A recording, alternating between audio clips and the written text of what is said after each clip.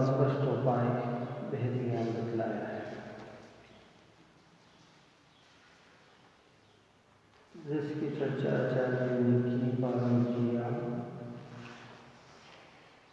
हिंदी गाथा हुई थी, भगवत गाथा कुटी का चर्चा करते थे।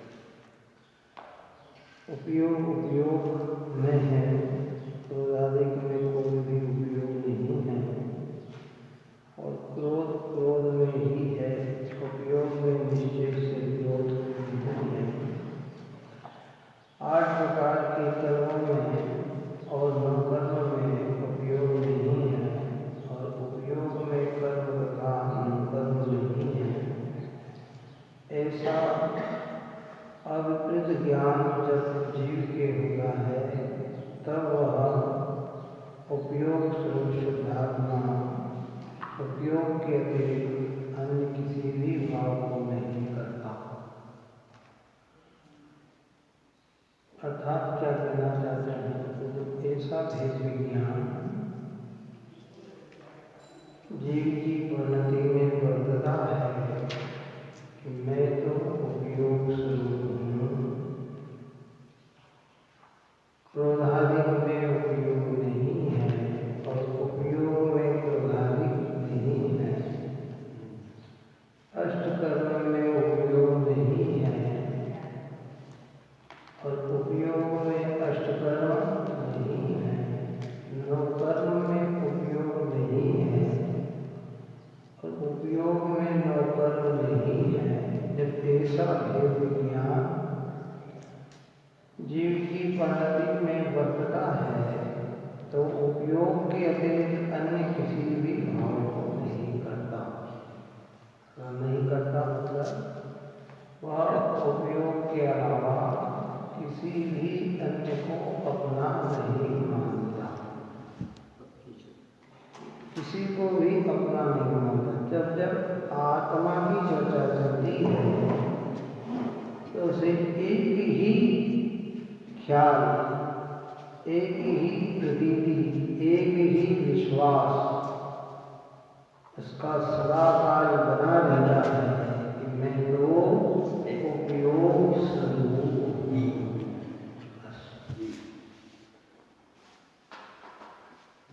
ठीक काम कहते हैं, क्यों? बहुत ही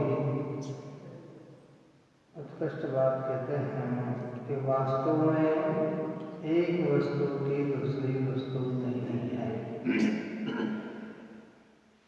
वस्तु पदार्थ वास्तव में, वास्तव का जहाँ भी अर्थ होता है वह निश्चय।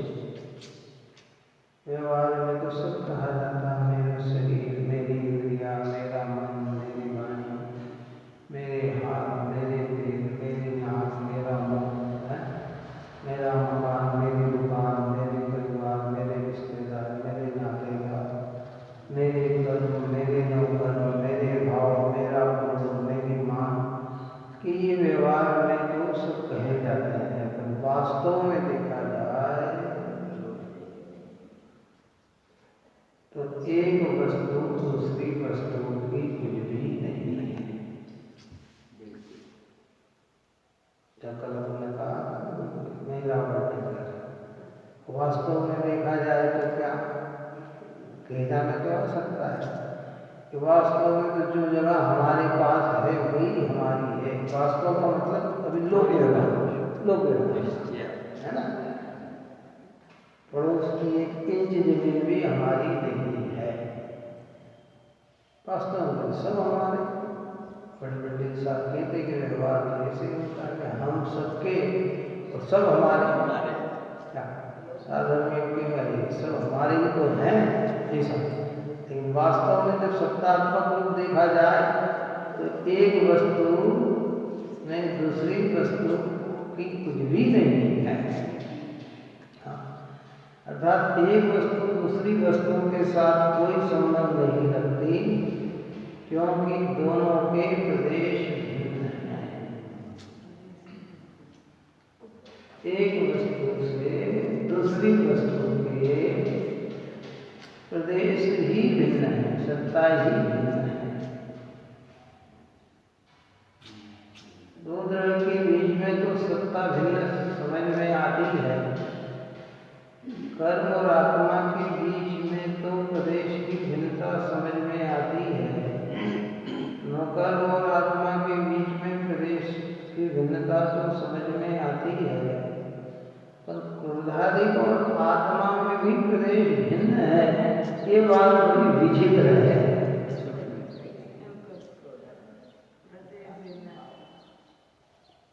उद्गल और आत्मा की सबको भिन्नता दिखती है क्या? भिन्न दो अलग अलग है। लेकिन क्रोधादि यहाँ कह रहे हैं क्योंकि दोनों के प्रदेश भिन्न है, इसलिए उसमें एक सत्ता की अनुपत्ति है, अर्थात दोनों की सत्ताएं भिन्न भिन्न है। यहाँ कहा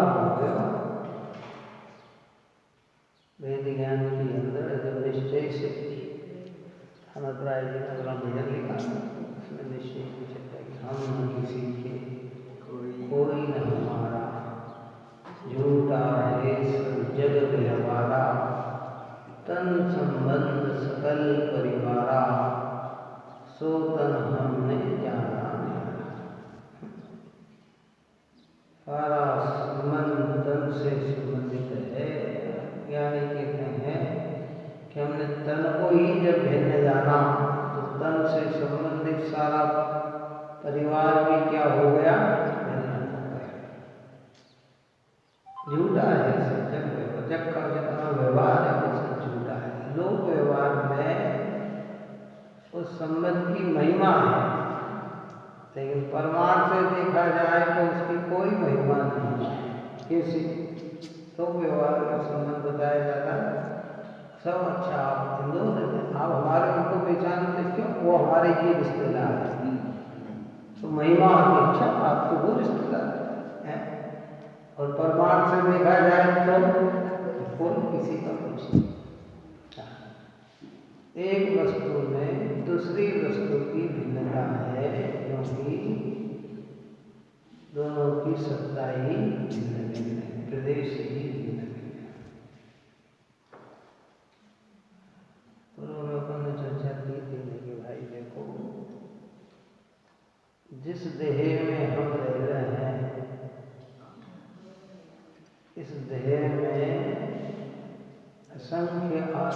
दूसरी भी है। कितनी है? है ना, असंख्या। और वो भी अनंत प्रदेश वाली है।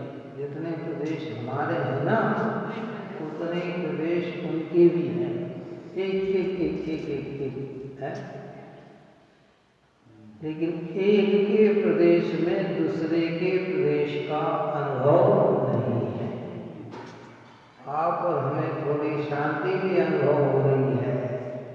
शांति का मतलब इतनी प्रतिकूलता नहीं है, और वही अंदर अनंत प्रतिकूलता को भोग रहे हैं। चाहे वो ब्लड के माध्यम से हो, चाहे मल के माध्यम से हो, चाहे वो है, चाहे पीप के माध्यम से हो, चाहे आग के माध्यम से हो, चाहे रोग के माध्यम से हो।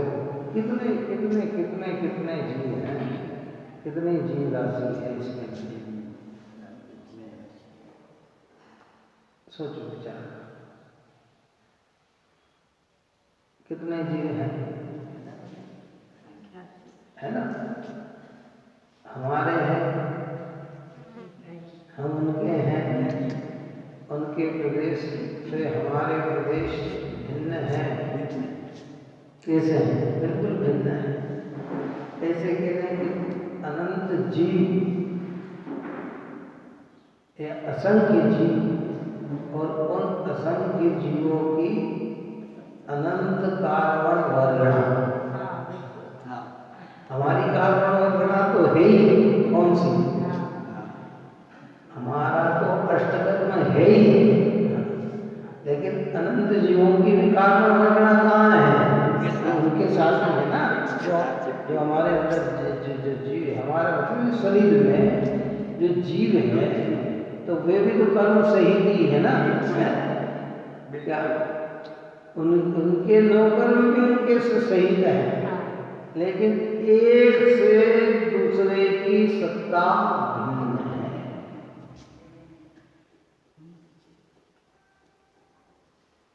इसलिए उपयोग में रागादि क्रोधादि नहीं, उपयोग में अष्ट कर्म नहीं, उपयोग में नौ कर्म नहीं, नौ कर्म में उपयोग नहीं, अष्ट कर्म में उपयोग नहीं, रागादि में उपयोग नहीं।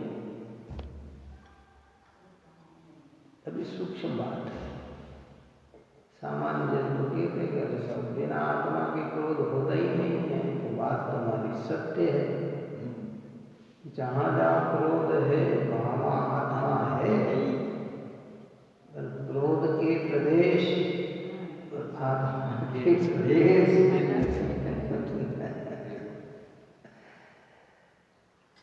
क्रोध ऊपर ऊपर है। ऊपर की गाथा को ध्यान में रखना। जल में सेवा दिखता है,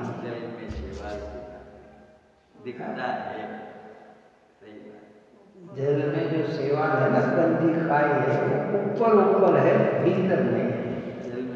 क्रोधादि जितना भी है वो पर्याय में है, ध्रुव स्वभाव में नहीं। क्रोध कहाँ है? ऊपर।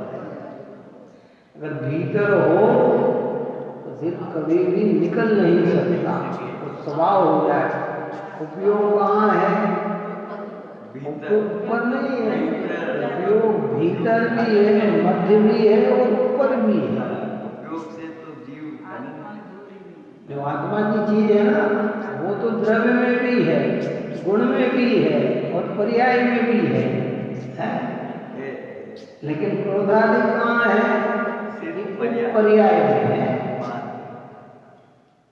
और द्रव्य में नहीं है।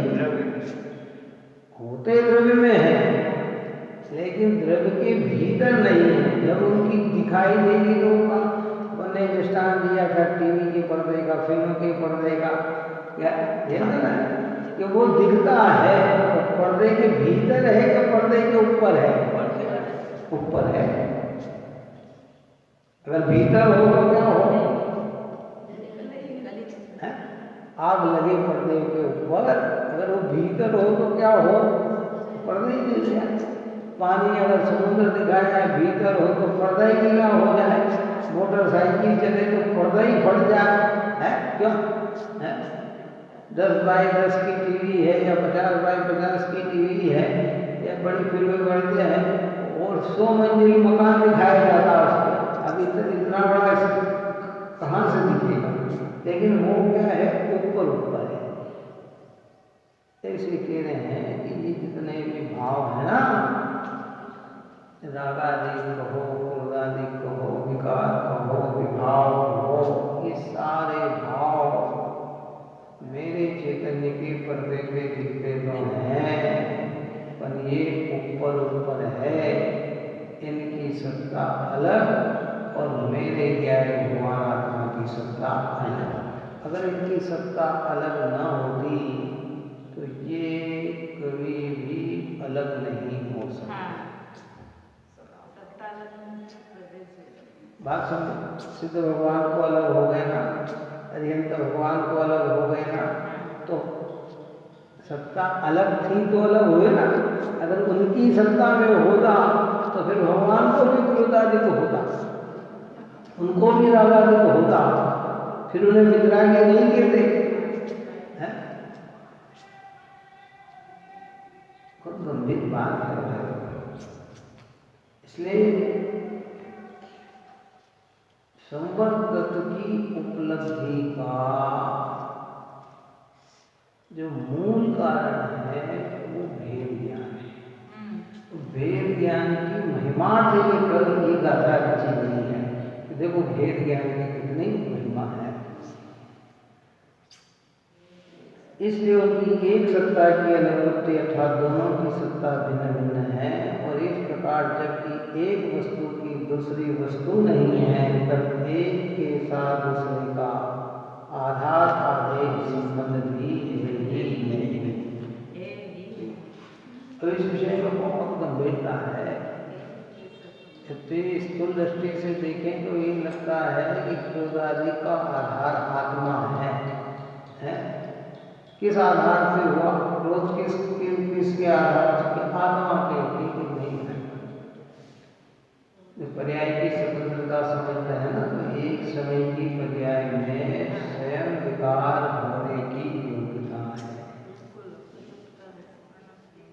किसके कारण हुई? छठ कारण लगा था ना, कर्ता कर्म कर्म संप्रदा अधिकरण एक ही में लगा होता है। स्थूलता में कहते हैं कि इसका आधार, ये इसका आधार, ये इसका आधार। पर्याय का भी सत्व है, काय का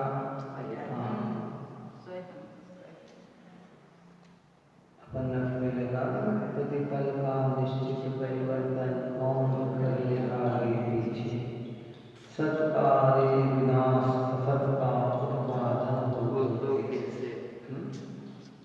प्रतिपल का निश्चित प्रमाण ज्ञान की अपेक्षा से सत्संग। और यहाँ निश्चय की चर्चा चल रही है, इसलिए उसको गौण करके मुख्य स्वरूप की बात बता रहे हैं। लगेगा ऐसे इसका आधार कौन? जीव है, उपयोग है, लेकिन वह परिणाम स्वयं की योग्यता को लेकर प्रकट होता है। इसलिए प्रत्येक वस्तु का अपने स्वरूप में प्रतिष्ठा दृढ़ता पूर्वक रहने योग्य ही आधार आदेश संबंध है। इसलिए ज्ञान जो कि जानन क्रिया रूप अपने स्वरूप में प्रतिष्ठित है, वह जानन क्रिया का ज्ञान से अभिन्नत्व होने से ज्ञान में ही है। और क्रोधादि जो कि क्रोधादि क्रिया रूप अपने स्वरूप में प्रतिष्ठित है, वह क्रोधादि क्रिया का क्रोधादि से अभिन्नत्व होने के कारण क्रोधादि में ही है। क्रोधादि में ही है। क्रोध क्रोध में, उपयोग उपयोग में। उपयोग क्रोध रूप होता नहीं, क्रोध रूप उपयोग होता नहीं। ऐसी भिन्नता वस्तु के स्वरूप में है। आज तक हमें ख्याल में नहीं आई, हम नहीं समझ पाए। अब भगवंतों की निकटता में, पवित्र निर्वाणी माँ की निकटता में ये बात हमारे हृदय में होना चाहिए कि मैं उपयोग स्वरूप हूँ, क्रोधादि रूप नहीं। क्रोधादि रूप है, उपयोग है, क्रोधादि नहीं है ये नहीं है, पर मुझ रूप नहीं है। रागादि नहीं है ये बात नहीं है, लेकिन मुझ रूप नहीं है। मेरा रूप तो कैसा है? उपयोग है। ज्ञानी का मस्ती का कारण है ये, पर मेरे में जिसको अपना मानते हैं ना, उसको आमंत्रित किए बिना रह नहीं सकते। और जिसे अपना न माने तो कोई बात नहीं। ऐसे कहते क्रोधादि को अपना माने तो प्रवृत्ति क्रोधादि में होगी, बात आ रही है। और अपना माने नहीं तो प्रवृत्ति काय में होती है, उपयोग स्वरूप में होती है। और उसके बाद जो आते हैं मेहमान हैं, आते हैं तो संयोग है। इसको इसलिए तो कहा संयोगी भाव। किसको कहा? रागादि क्रोधादि को क्या कहा? संयोगी भाव, विकारी भाव, विपरीत भाव है, विभाव भाव, पर भाव, ये सब इसको कहा जाता है। मेरा तो स्वरूप कैसा है? उपयोग स्वरूप।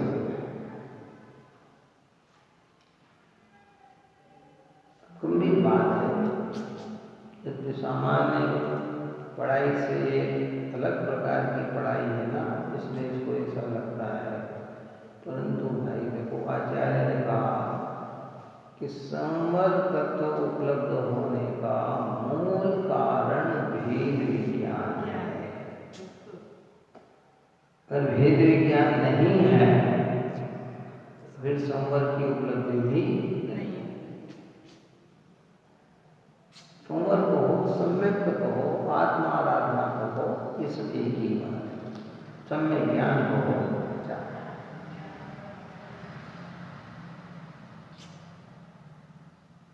ज्ञान का स्वरूप जानन क्रिया है, इसलिए ज्ञान आधेय है और ज्ञान क्रिया आधार है। ये एक में घटित हो गया। कौन? आधार। क्यों कि एक पल भी आत्मा बिना जाने नहीं रह सकता है। क्रोधादि के बिना तो सादी अनंत काल निकाल सकता है। क्या कहा? क्रोधादि के रागादि के बिना तो सिद्ध भगवान सादी अनंत काल के लिए, कितने काल के लिए? बिना क्रोधादि बिना रागादि के रह सकते हैं, लेकिन ज्ञान के बिना एक क्षण भी नहीं रह सकते। निगोद का जीव हो, चाहे एकेंद्रीय हो, चाहे विमलेंद्रीय हो, चाहे सकलेंद्रीय हो, है, चाहे मनुष्य हो, देव हो, नारकी हो, चाहे अनंत हो, चाहे सिद्ध हो, बिना जानन के कोई भी नहीं है। लेकिन राज के बिना तो सिद्ध भगवान है, अनंत भगवान है, क्या है ना। और ज्ञानी सम्यक दृष्टि भी जब अपने स्वरूप में रमता है, थोड़े समय के लिए, भले 2 सेकंड, 4 सेकंड, 10 सेकंड के लिए भी, उस समय भी वह मिथ्या संबंधी रागादि से दूर रहता है। उन्हें आपकी कषाय के अभाव से दूर रहते हैं, है ना। तो मतलब ये क्रोधादि और रागादि में आधार आधे ही नहीं, और जानन क्रिया और उपयोग में आधार आधे हैं। बिल्कुल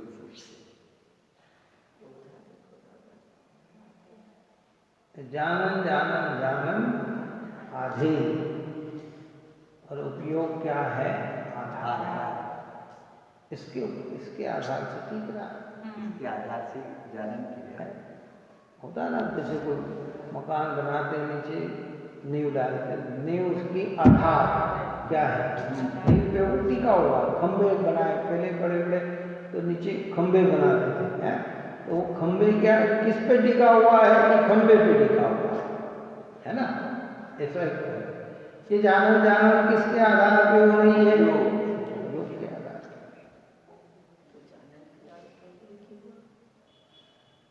और उपयोग ना हो तो जानन का, अब जैसे इसमें उपयोग नहीं दीवार में, तो जानन जानन है ही, क्या समझना है ही नहीं, और हम में उपयोग है तो जानन जानन है, भले जानन जानन का हमें जानना पड़ा न हो, लेकिन कार्य तो हमारा जानन जानन ही चलता है।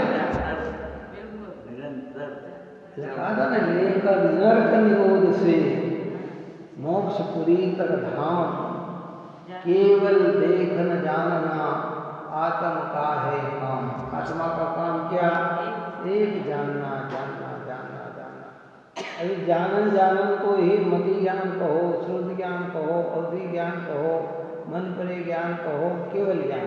पूर्ण जान रहे हैं तो केवल ज्ञान, मर्यादा में जान रहे 45 लाख योजन तक का जान रहे हैं तो मन परे ज्ञान, और मर्यादा कम में जान रहे हैं तो अवधि ज्ञान, शुद्ध ज्ञान, सामान्य जान रहे हैं तो मति ज्ञान।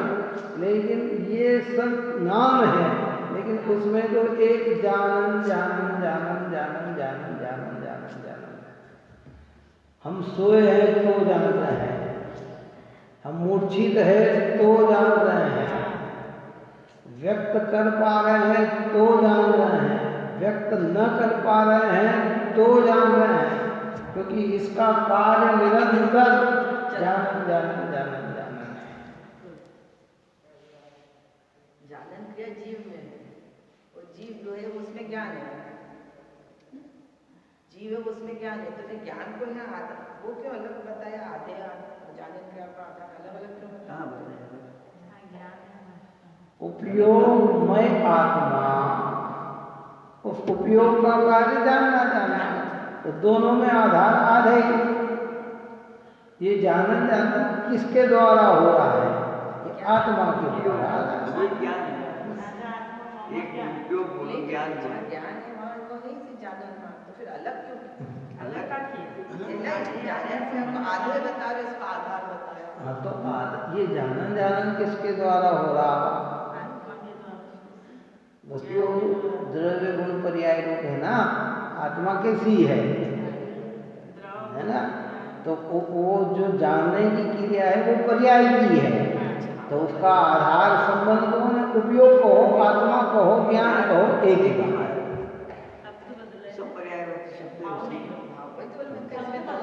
यद्यपि रागादि भाव भी आत्मा की चारित्र गुण की विकारी पर्याय है, की, लेकिन वह विकारी पर्याय स्वयं अपनी योग्यता से जन्म लेती है। कैसे लेती है, हाँ, उसका आधार अगर स्थूलता में कहोगे तो आत्मा आधार बता देंगे, लेकिन वास्तविकता में जब बात समझ में आती है, क्योंकि वो अगर आत्मा के आधार से उत्पन्न होती तो फिर सिद्धों को भी होना चाहिए, अरिहंतों को भी होना चाहिए, लेकिन नहीं, इसलिए कहते हैं उसके प्रदेश अलग और आत्मा के प्रदेश अलग। हाँ, सूक्ष्म संधि है, भिन्नता है, आंखों से नहीं दिख रही, आंखों से नहीं दिख रही, लेकिन है। निरूपण करते हैं कि वो जो रागादि के वो परिलक्षित भाव वो अलग बात है, वो सब कह दो, पर उसके प्रदेश ही अलग है, यहाँ तो नहीं होना है ना। वो बहुत सारी चीज ऐसी होती है, जैसे आजकल कारीगर होते हैं ना, दो पत्थरों के बीच में ऐसी फिटिंग करते हैं कि आपको आंखों से दिखे ही नहीं कि इसके अंदर आप समझोगे एक ही पत्थर, एक ही, क्या समझा, लेकिन उसको तो पता है ना, और समय पाने पर वो भिन्न भी हो जाता है, क्या क्या हो जाता है, मकान में भी कई चीज़ ऐसी बनाई जाती है बिल्कुल एक, और फिर अगर हमें पता है कि यहाँ से ये चीज़ इसके नीचे ये है तो फिर उसको उखाड़ा जाता है तो वो अलग हो जाती है। आई बात समझो, तो वो दिखती नहीं है लेकिन है सूक्ष्म संधि, इसको कहते हैं सूक्ष्म। ज्ञान और राग के बीच में सूक्ष्म संधि है। वो संधि आंखों से नहीं दिखती। कहाँ से नहीं दिखती? आंखों से नहीं दिखती है, लेकिन उसमें है। तो संधि का मतलब गेप, और गेप करने का मतलब अलग किया जा सकता है, अलग किया जा सकता है।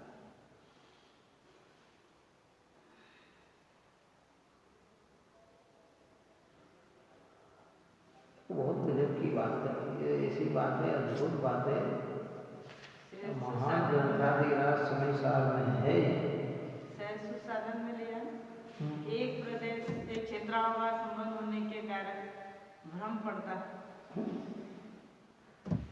बस उसी बात को यहाँ समझाना है। वेद विज्ञान की बातें आगे तक जाती है। कहाँ तक? तब स्थूल भेद ज्ञान तो आप और हमको है। बाह्य पदार्थ शरीर है, जहाँ देह अपनी नहीं, कहाँ अपना कोई, घर संपत्ति पर प्रकट है, पर है परिजन लोग। ये तो स्थूल चर्चा होगी, क्या काय की चर्चा होगी, दिखने वालों की चर्चा होगी। जहाँ कि ये देही मेरी नहीं है, जहाँ देह अपनी नहीं, कहाँ न अपना। तो फिर वहाँ अपना कौन हो सकता भाई? ये घर, ये संपत्ति, ये पर परिवार परिजन सब ये क्या एक स्थूल भिन्न है। अब इनकी भिन्नता को क्या स्वीकार किया जाए बताओ? आप और हमने अपने जीवन में इतनी मृत्यु देख ली कि हमें लगता, सबको पता है कि ये कोई किसी का नहीं है, एक न एक दिन सबको छोड़ के जाना है। जिसको अपना कह रहे हैं वो भी छूटने वाला है। पर ये जो भीतर में जो पड़ा हुआ है, 8 कर्म भी भीतर में और रागादिक भाव भी भीतर में।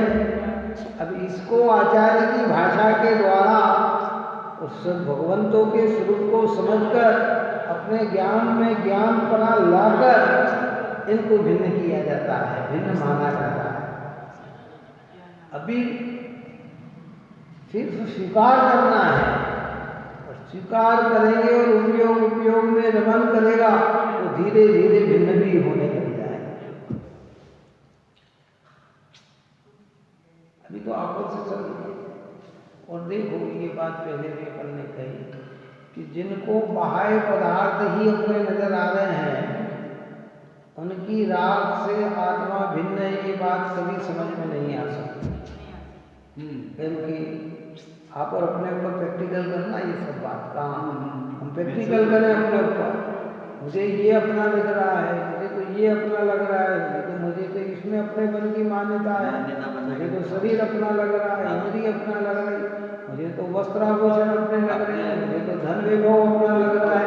तो जब सब ये अपने लग रहे हैं तो अभी राग अलग है। मुझे तेरी बात समझ में आने और चौसम ज्ञान में समझ में भी आ जाएगी तो अनुभव में आने वाली नहीं।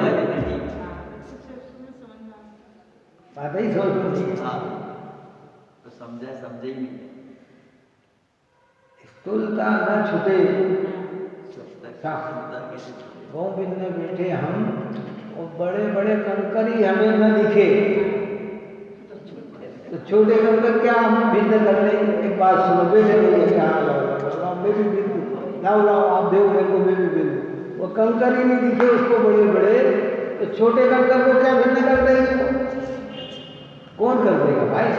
ये स्थूल में ही अगर हमारी अपनापन की मान्यता न टूटे तो राग मेरा नहीं है ये मान्यता कैसे टूट जाएगी?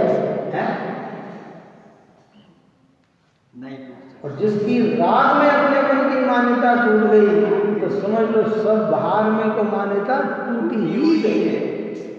जिसको सूक्ष्म कंकर दिख जाए, इसको स्थूल कंकर तो दिख ही जाता है। टूटी हुई है वो मान्यता बाहर।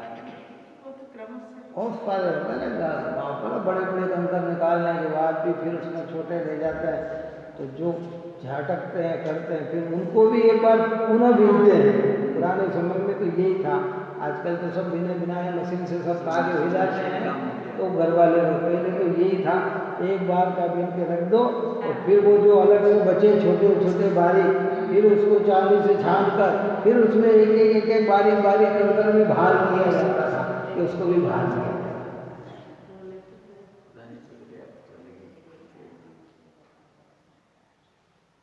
ये सब मिल गया।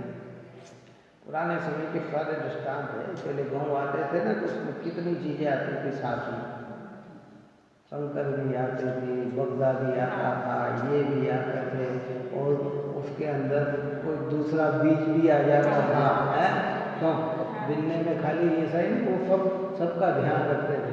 तो सबकी सत्ता अलग अलग थी तो अलग अलग होते थे कि एक सत्ता थी तो अलग होते थे। गाँव की सत्ता एक थी तो वो एक हो जाते थे, जिनकी सत्ता सबकी अलग अलग थी ऐसे कह रहे आत्मा एक, इसके साथ इतनी चीज लपेटी पड़ी हुई है, कितनी चीज लपेटी पड़ी हुई है, अष्टविधि कर्म पड़े, नौ कर्म पड़े, राग आदि भाव पड़े हैं। अब इन सब से मेरी सत्ता कैसी है कि भिन्न भिन्न, तो वो भिन्न भिन्न हमें नजर आनी चाहिए ना, और उसके लिए गाथा लिखी आ जाए। कमाल की गाथा है। तात्पर्य यह है कि ज्ञान ज्ञान में ही है, इस प्रकार क्रोध क्रोध में ही है। देखो बहुत गंभीर शब्दों को फिर ध्यान से देखो। तात्पर्य कहने का प्रयोजन यह है, बताने की बात यह है कि ज्ञान, देखो शब्द ध्यान से सुनना, ज्ञान ज्ञान में ही है, क्रोध क्रोध में ही है। क्रोध ज्ञान में भी है ये नहीं कहा, क्रोध क्रोध में ही है, मतलब कंकर कंकर में ही है और गाँव गाँव में ही है। गाँव में कंकर दिखते हैं और कंकर कंकर में ही है, क्रोध क्रोध में ही है। ज्ञान गाँव गाँव में ही है, ज्ञान ज्ञान में ही है, और क्रोध क्रोध कहकर संपूर्ण विकारी भाव, सारे विकारी भाव कहाँ है तो विकार में ही है। और ये जानन जागरण क्रिया जिसमें है ये ज्ञान में ही है। तो वर्त रही है ये दो क्रिया, जिस भाव से आप हमको ये बात सुन रहे सुना रहे हैं, ये राग की क्रिया, और इनको जानने वाला ये ज्ञान की क्रिया, ये दोनों एक जगह दिख रही है, फिर भी क्रोध क्रोध में ही है और ज्ञान ज्ञान में ही है।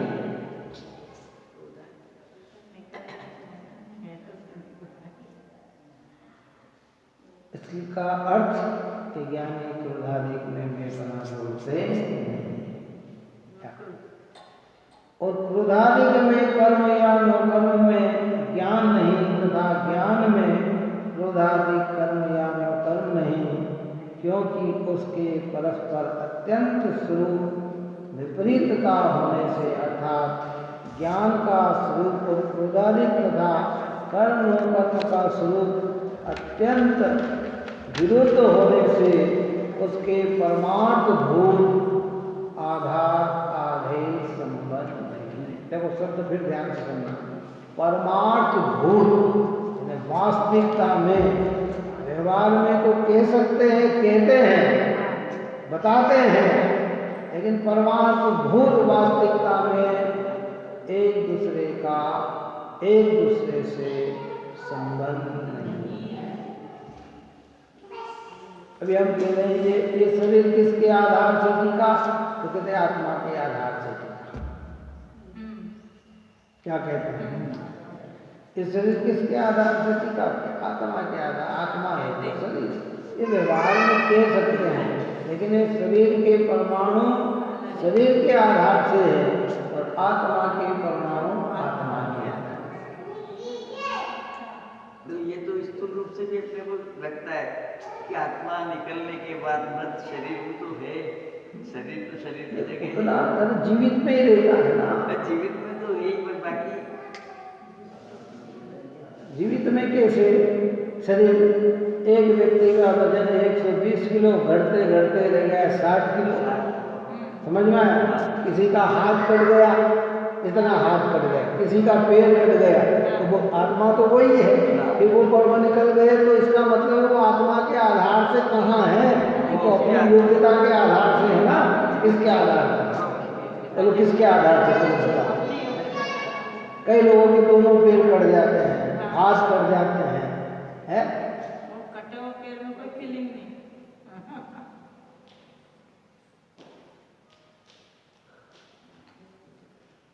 कई लोगों के फोटो बताते हैं, देखो साहब ये जवानी में ऐसे दिखते थे, इतने हट्टे कट्टे, अब देखो ये ऐसा जैसे गठड़ी में बांध लो, ऐसे छोटे से हो गए। तो बोलो अब आत्मा तो वही है, तो इसका मतलब ये उद्गल परमाणु भी किसके आधार से है? शरीर के आधार से है ना। स्थूलता में हम कह देते कि आत्मा के आधार से है, तो कहते हैं ऐसे कर्म न कर्म भी उन्हीं के आधार से हैं, रागादिक भाव भी अपने आधार से हैं, परमार्थ में हो, व्यवहार में तो ऐसा कहते हैं। हाँ, तो बैठे बैठे ये हुआ करो, चिंतन करो, मनन करो, एक श्रद्धा करो। तो जब एक बार श्रद्धा पक्की हो जाएगी ना, तो फिर हमें अपने उपयोग के अलावा कोई भाषेगा ही नहीं। बात सब होगी, उपयोग भले बाहर में जाएगा, लेकिन वो किसी को अपना नहीं मानेगा, वो मानेगा तो मात्र अपने ज्ञान को अपना मानेगा। जानने में की जो क्रिया जो बन रही है, कुन आचार्य भगवान की आधार से हम जब चर्चा करते हैं, वो किसके मुनिराज धन्य है मुनिराज। इसलिए तो बार बार क्षण क्षण में अपना उपयोग अपने में समा लेते हैं, आनंद का भोग करते हैं। परिणति विकास रूप परिणमित होती है, निर्मल रूप परिणमित होती है, आनंद रूप पर परिणत होती है।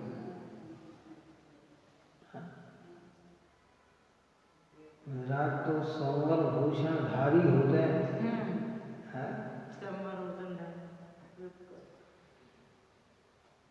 संवर भी भूषण है, आभूषण। कौन सा आभूषण पहन रखा उन्होंने? कि संवर का आभूषण पहन रखा।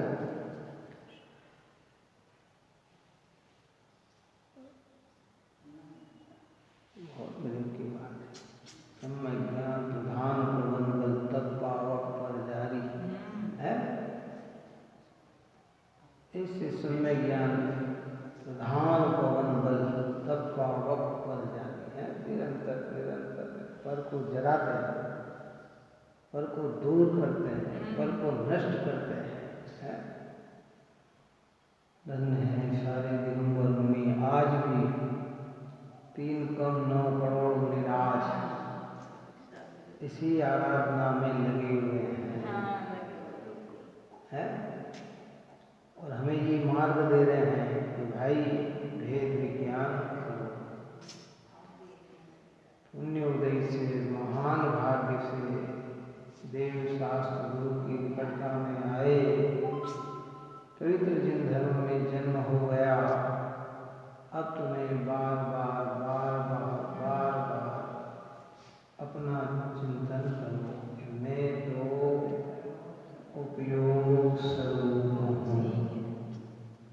उपयोग में क्रोधादिक नहीं, क्रोधादिक में उपयोग नहीं, उपयोग में अष्ट कर्म नहीं, अष्ट कर्म में उपयोग नहीं, उपयोग में नौ कर्म नहीं, नौ कर्म में उपयोग नहीं, मैं उपयोग और जानन जानन ही मेरा, यही मेरा। हर गाथा में उपयोग की महत्ता बताई है। 415 गाथा में चले ना, 415 ही गाथा किसको बता दी? ये एक चैतन्य भगवान आत्मा को बता दी।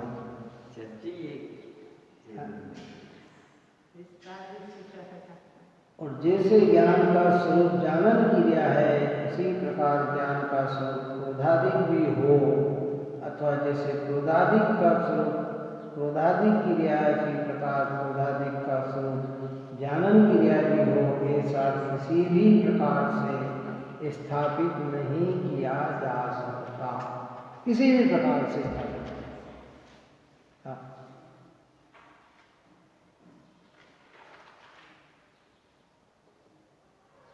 जैसे ज्ञान का स्वरूप जानन क्रिया है, और अगर क्रोधादिक भी और क्रोधादिक जानन भी तो स्थापित नहीं। अपन ने पहले कहा ना, क्रोध को पता है कि मैं क्रोध हूँ? नहीं पता होना चाहिए उसको कि मैं क्रोध हूँ ना। क्यों है? राग को पता है कि मैं राग हूँ? नहीं है। ज्ञान जान रहा है कि ये राग है, ज्ञान समझ रहा है कि ये भगवान है, ज्ञान समझ रहा है ये मंदिर है, ज्ञान समझ रहा है कि ये शरीर है, ज्ञान समझ रहा है कि ये आँख है, ज्ञान समझ रहा है कि ये कान है, ये नाक है। ये नहीं समझ रहे। कान समझ रहा है कि मैं कान हूँ? नहीं समझ रहा। 8 कर्म हम जान रहे हैं कि ये ज्ञानावरणी कर्म, सामने वस्तु पड़ी और हम जान नहीं पा रहे तो हम समझ रहे कि ये ज्ञानावरणी कर्म का उदय ही है, लेकिन वो ज्ञानावरणी कर्म का उदय थोड़ी जान रहा है कि मैं ज्ञानावरणी कर्म का उदय हूँ। है? नो कर्म नहीं जान रहे। और ज्ञान की ताकत कितनी कि ज्ञान अपने को भी जान रहा है और पर को भी जान रहा है। इतनी ताकत है इसकी। ये शरीर है और ये जानने वाला मैं हूँ, ये ज्ञान जान रहा है। ये जानन जानन क्रिया मेरी है, ये सारी प्रक्रिया मेरी नहीं है, ये ज्ञान जान रहा है। इसलिए तो कहते सबसे बड़ी कीमती चीज हमारे हाथ में नहीं, और हम ऐसी कीमती पदार्थ हैं। इसलिए प्रारंभ में कहा नमा समय सारा है। समय कहने पर तो सब पदार्थ ले लिए, कितने ले लिए, पर उन सब पदार्थों में सारभूत कोई पदार्थ है तो वो कौन सा पदार्थ है कि वो जीव पदार्थ है। और फिर जब जीव कहा गया कि जीव का अर्थ अगर निकाला गया तो जीव कहने से तो अनंत जीव आ गए, लेकिन उस अनंत जीवों में सारभूत पदार्थ कोई है तो अनंत और सिद्ध है, परमात्मा है, वो समय सार है। सब वन में तुलसी भली, पर्वतशाली ग्राम। क्या कहा? पर्वत कितने हैं? लाखों करोड़ों पर्वत है, लेकिन उन सब पर्वतों में श्रेष्ठ पर्वत कौन सा है कि सुमेरु पर्वत है। वनस्पति तो ढेरों है, लेकिन उन सब वनस्पति में श्रेष्ठ वनस्पति किसे माना गया? कि तुलसी मानी गई। कैसे गए? तो जीव तो अनंत है, इस अनंत जीवों में श्रेष्ठ कौन है कि जिसने आत्म राम को जाना वो श्रेष्ठ है, बाकी तो सारे हैं। क्या? सब नदियां गंगा भरी, और सारी नदियों में श्रेष्ठ नदी गंगा नदी है ना। व्यवहार में इनमें कहा गया, क्योंकि कबीरदास का धोआ है ना, वो उसी आस्था के थे, है ना। हमारे यहाँ तो गंगा ये गंगा तो व्यवहार से जो गंगा नदी वो तो वो है, वो तो बहुत बड़ी गंगा सिंधु आदि में 14 नदियाँ निकली हुई जो है समुद्र में कहीं। और आखिरी में तो उसने भी महिमा आत्मा की गई कि सब नदी में गंगा भली, और उसमें फिर बाद में लिखा कि जाना आत्म राम, मतलब जो आत्मा को जानता है वही श्रेष्ठ होता है। क्या भेद विज्ञान किया पढ़ने, देखो सब उधर की चर्चा है, इधर उधर की सब तरफ से दृष्टि हटा के चर्चा है। दुनिया क्या कर रही, कौन क्या कर रहा है, कौन किसे धर्म बता रहा है, यहाँ सब विषय नहीं है। अगर हमें संवर तत्व से सुशोभित होना है तो हमें ये भेद विज्ञान करना है कि उपयोग में क्रोधाधिक नहीं, क्रोधाधिक में उपयोग नहीं, उपयोग में अष्टकर्म नहीं, अष्टकर्म में उपयोग नहीं, उपयोग में नो कर्म नहीं, नो कर्म में उपयोग नहीं। उपयोग का आधार आत्मा ही है, अन्य नहीं।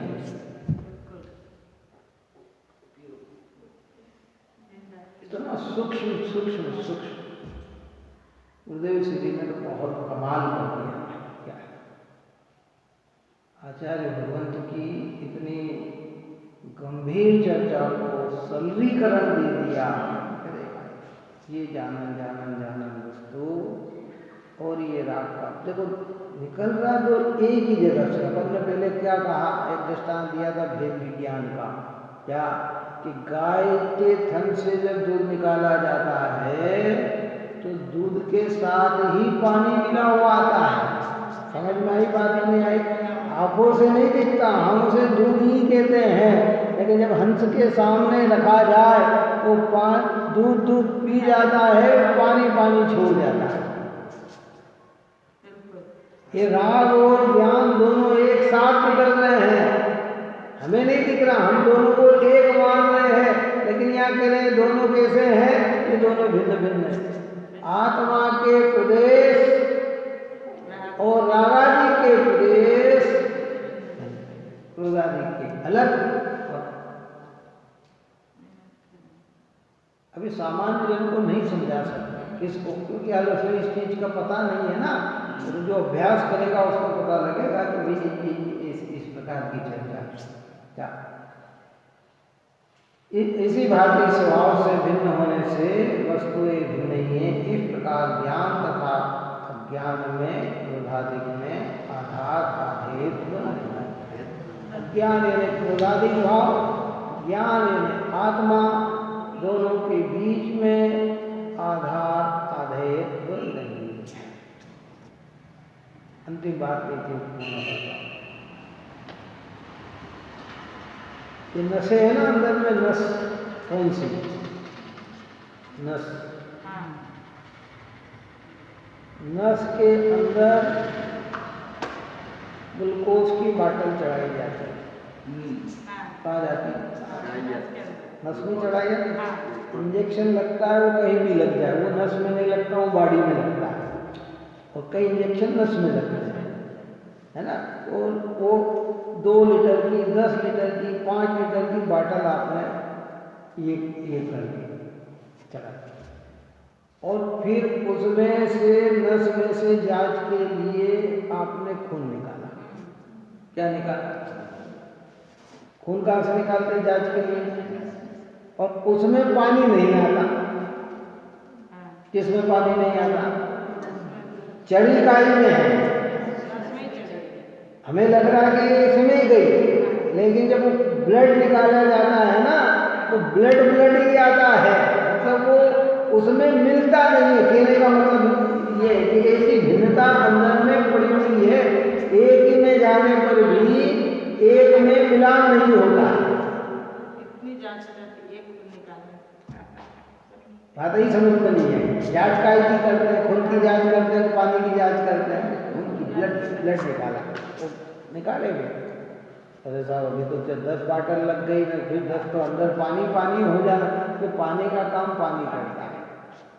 जो आप हम कई लोगों को बाटलों पे ही रखते हैं ना, उनको पेशाब भी होती, ये भी होती, तो वो पानी की निकलती, वो ब्लड की नहीं निकलती। बात समझ में आया? जो पानी चला तो उसका काम पानी ही करता है। क्या इतनी सूक्ष्मता बाहर में पड़ी हुई है, तो कहते इतनी सूक्ष्मता अंदर में भी पड़ी हुई है। अब आप और हम समझे और हमारा विश्वास ऐसे पवित्र जिनेंद्र जनवाणी माँ के निकट रहकर मैं तो उपयोग स्वरूप ही, इस प्रकार की चर्चा की। इसकी विशेष और समझाई से आगे चलेंगे। फिर आचार्य रामचंद्र इसके कलश की रचना करेंगे। आप और हम सभी जीव निरंतर भेद ज्ञान को प्राप्त होते हुए सम्यक की आराधना करें।